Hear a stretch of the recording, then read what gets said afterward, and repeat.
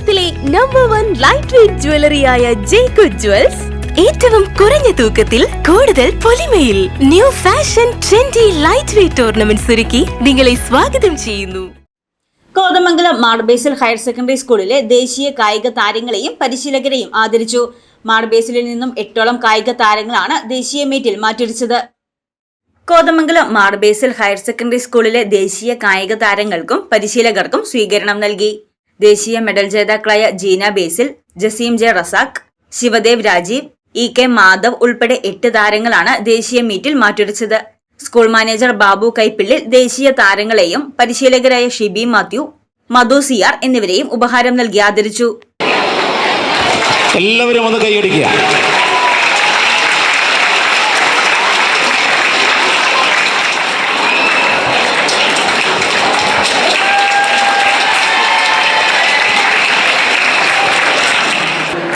ജനിക്കുമ്പോൾ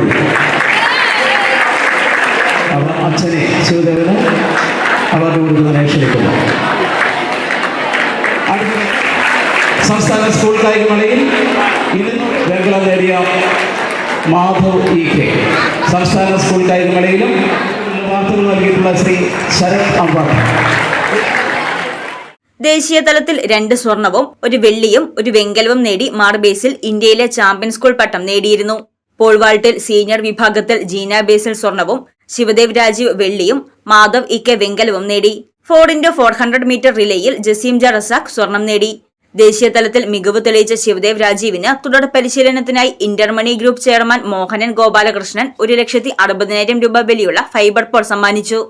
മാർത്തോമ ചെറിയപള്ളി വികാരി ഫാദർ ജോസ് മാത്യു തച്ചേത്തുകുടി അധ്യക്ഷത വഹിച്ച സ്വീകരണ സമ്മേളനത്തിൽ principal father Paulose PO, head mistress Bindu Varghese, PTA president Saneesh AS, കായിക അധ്യാപിക ഷിബി മാത്യു, പരിശീലകൻ മധു സിയാർ, ശരത് അമ്പാട്ട തുടങ്ങിയവർ പ്രസംഗിച്ചു.